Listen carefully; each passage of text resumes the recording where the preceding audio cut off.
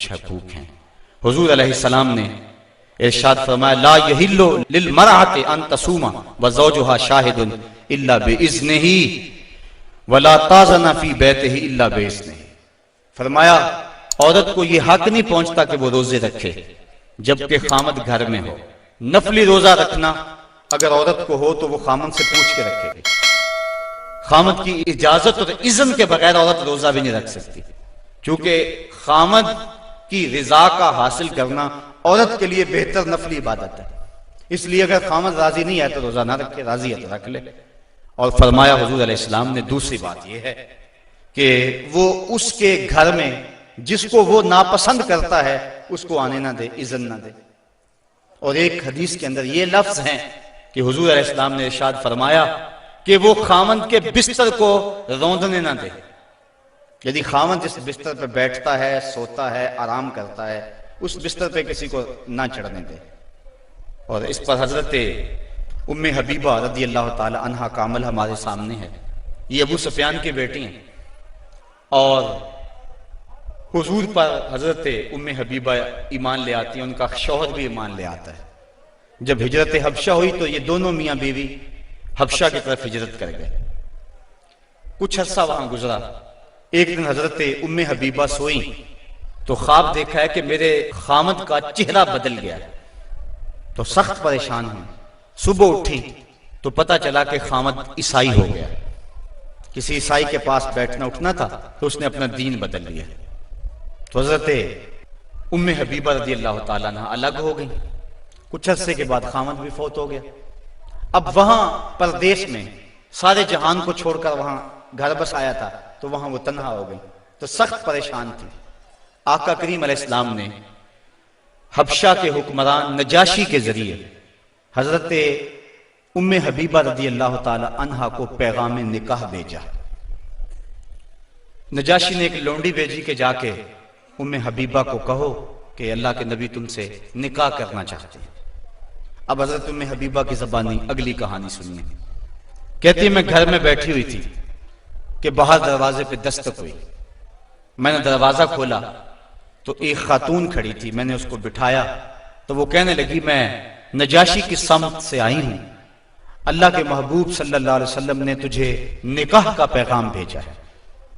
کہتی ہیں ایک لمحے کے لیے تو میں حیران ہوئی اور پھر میری خوشی کی انتہا نہ رہی، اور گھر کے اندر جو کچھ موجود تھا اس وقت میرے پاس، میں نے سب کچھ بطور انعام اس لونڈی کو دے دیا۔ میں نے کہا میرے مقدر کے حضور کے نکاح میں آؤں۔ پھر اللہ کے محبوب علیہ السلام نے ان سے نکاح کر لیا۔ وہ مدینہ تشریف لے آئیں۔ ابو سفیان ان کو ملنے کے لیے مدینہ پہنچے۔ حضور علیہ السلام کی چارپائی بچھی ہوئی تھی، تو یہ جا کے بیٹھنے لگے تو انہوں نے بستر لپیٹ لیا۔ تو ابو سفیان کہنے لگا رملہ تمہیں کیا ہو گیا؟ یہ بستر میرے قابل نہیں سمجھتی ہو یا مجھے بستر کے قابل نہیں سمجھتی ہو؟ تو حضرت ام حبیبہ کہنے لگی کہ یہ بستر اللہ کے رسول کا ہے اور میں نہیں پسند کرتی کہ اس کے اوپر کوئی مشرک بیٹھے۔ تو کہنے لگا ابو سفیان کہ تم بڑا بدل گئی ہو۔ پھر اللہ تعالیٰ نے ان کو بھی اسلام کی بہاریں عطا فرما دی۔ تو یہ حق ہے خامند کا بیوی کے اوپر کہ خامند کے بستر کے اوپر کسی کو نہ بیٹھنے دے۔ اللہ کے محبوب علیہ السلام نے فرمایا ایما امرأۃ ماتت وزوجها عنها راض دخلت الجنہ، وہ عورت جو اس حال میں مری کہ اس کا خامند اس پہ راضی تھا، فرمایا وہ عورت سیدھی جنت میں جائے گی۔ اور ایک روایت میں ایسا ہے کہ 4 شخص ایسے ہیں کہ جن کو جنت میں جانے میں کوئی رکاوٹ نہیں ہوگی۔ ان میں سے ایک وہ شخص جس نے اپنے والدین کی خدمت کی اور والدین اس پہ راضی ہوئے۔ دوسرا وہ شخص جس کے بال بچے زیادہ تھے، ذرائع آمدنی تھوڑے تھے، لیکن اس نے بچوں کے پیٹ میں حرام کا ایک لقمہ بھی نہیں جانے دیا۔ تیسرا وہ شخص جس نے ایسی پکی توبہ کی، گناہوں کی طرف دوبارہ پلٹنا اس کے لیے اتنا ہی مشکل ہے جس طرح تھنوں سے نکلے ہوئے دودھ کو واپس کیا جائے۔ اور چوتھی وہ خاتون کہ جس نے اپنی ساری محبتیں اپنے خامند پہ نچھاور کر دی اور اس حال میں فوت ہوئی کہ اس کا خامد اس پہ راضی تھا، فرمایا ان چاروں کو جنت میں جانے سے کوئی بھی نہیں روک سکتا۔ تو عورت کی جنت مرد ہے، اگر وہ مرد کو راضی کر لے گی تو جنت کی راہوں کی مسافر ہے، اور اگر وہ اپنے شوہر کو راضی نہیں کر پاتی تو اللہ کے محبوب علیہ السلام نے فرمایا میں نے کثرت کے ساتھ عورتوں کو دوزخ میں دیکھا ہے۔ عرض کی حضور کس وجہ سے؟ فرمایا ایک تو کثرت سے لعنت کرنے والی ہوتی ہیں، اور دوسرا خامد کی ناشکری کرنے والی ہوتی ہیں۔ یہ دو بد خصلتیں عورت میں ایسی ہیں جو عورت کو جہنم کا ایندھن بنا دیتی ہیں۔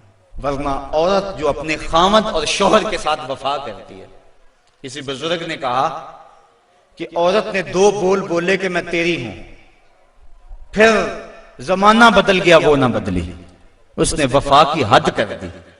تو وہ بزرگ کہتے ہیں جس طرح عورت نے وفا کی حد کر دی، اگر بندہ اپنے رب سے حد کر دے یوں وفا کی تو اللہ کتنا کرم اس کے اوپر فرمائے۔